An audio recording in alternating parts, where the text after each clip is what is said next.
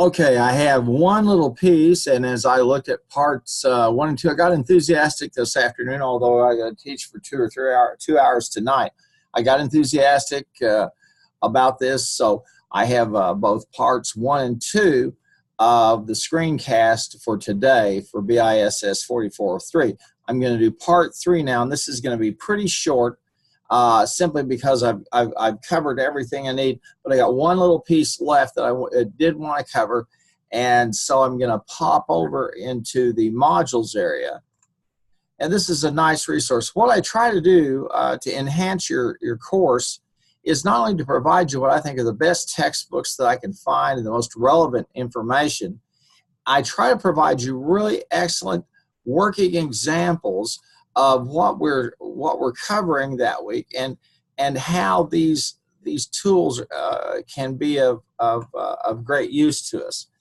And so I have a resource here that I wanted to share with you, and this deals with database models, types of databases that are out there, and you can look at it at your leisure, and I intend to spend maybe 10-15 minutes at the very most looking at this. All right. This is over from a vendor called Lucid Chart, and you can sign up for nothing, for free. But they show you the types of models, okay, and they have a diagram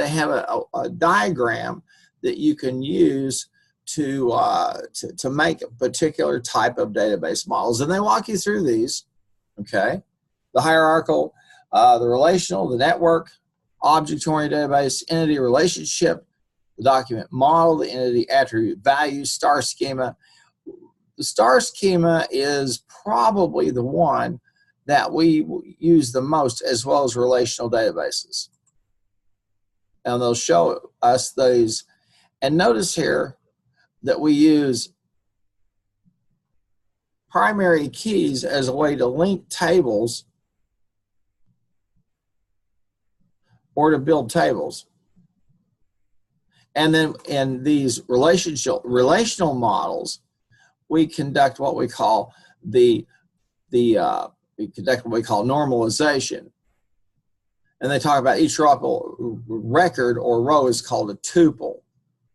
And we have unique records for every single table in the database, and referred to the foreign key. Here's the hierarchical, okay? And in this, they tell you this is from the 60s and 70s, and you have a database, and then you have tables that support it, and you just don't see them because they're just terribly efficient. Here's a network model, and notice what's going on here. We've got a vendor database that's tied to employees, customers, and products. Then we have a sales transaction database that's derived from these. So notice that's what we call a network. Here are the various nodes of the network. You can see that. Object-oriented are those which just, it's called a post-relational database model, as I mentioned here, but it uses tables and hybrid data table models.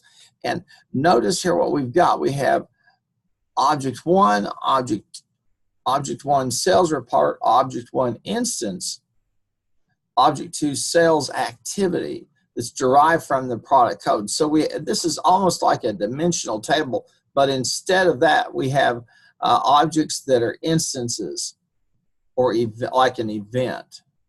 Then we have the object related, and they give us some of the language of those. The entity relationship model is the one that we do a lot of, where we tie these entities, okay, based upon attributes or domains, where we have and you see the primary key and the foreign key. We have the inverted model.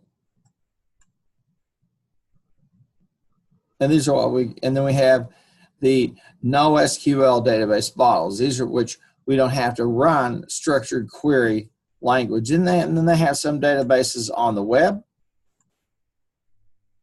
A lot of these are proprietary. We're going to work primarily with relational models. Okay.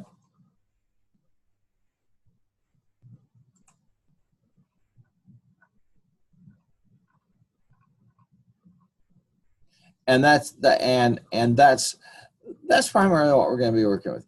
Now, again, this is a nice little resource that I would like to encourage you to use or to take a look at. Okay. And they give you some detailed information on each of these and why and how they exist. What we're working with here is the most common format of a database design. Okay, and again, that's why I wanted to show you this resource so you could understand databases serve a lot of purposes. Although they have a generic purpose of a repository and an extractive function, they can be set up and organized in different ways according to different rules and logical flows or data flows.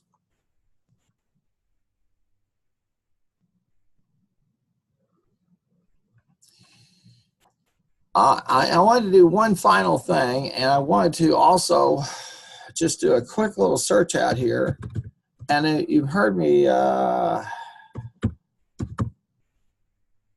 the star database schema.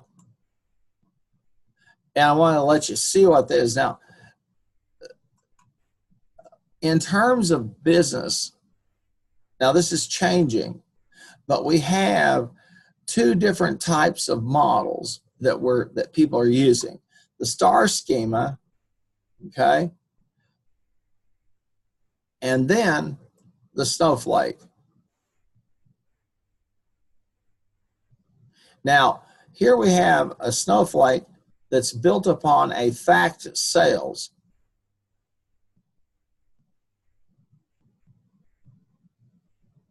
Now, the snowflake differs primarily from the star schema in that the data are normalized, and they walk you through a little bit about what normalization is.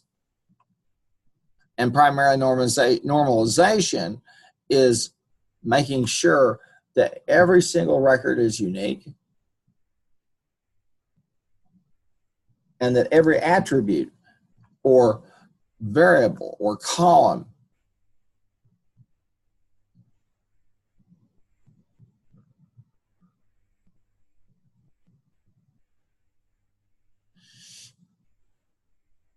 and he gives you some practical advice about which ones you would use. And then he uses some terminology. What is a data mart? A data mart is a subset of the central data warehouse. And data marts can be very helpful. If you sell, if you sell things on a seasonal basis, you're going to be very date sensitive. So you're really going to want two pieces of data typically. You're going to want the date a transaction occurred and what was sold, how much, how many units. You'll want the units sold and type of unit. Okay? And they have a nice newsletter here, and you could sign up, log in, and all that business. So I wanted to let you see it. It makes, we see the fact sales. And again, you can see the entity relationship diagrams. There's the primary key in the dimension called week. And over here in the dimension time, we have week ID. And the FKs are foreign keys. And so that's how we're tying that all together. Okay.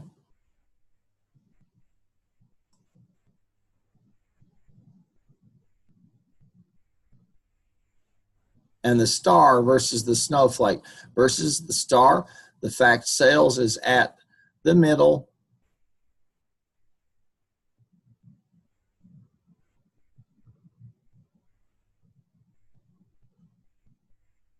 And the snowflake is different in that it has supporting subtables that feed into dimension tables.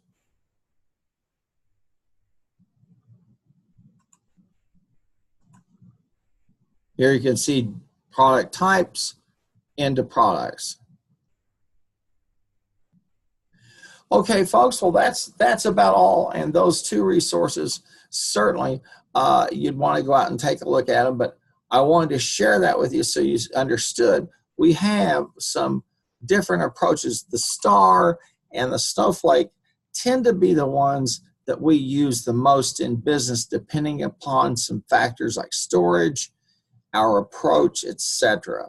And you could see that. So I would encourage you. You can see this. The name of this is Vertibello, and you may want to take a look at that tool.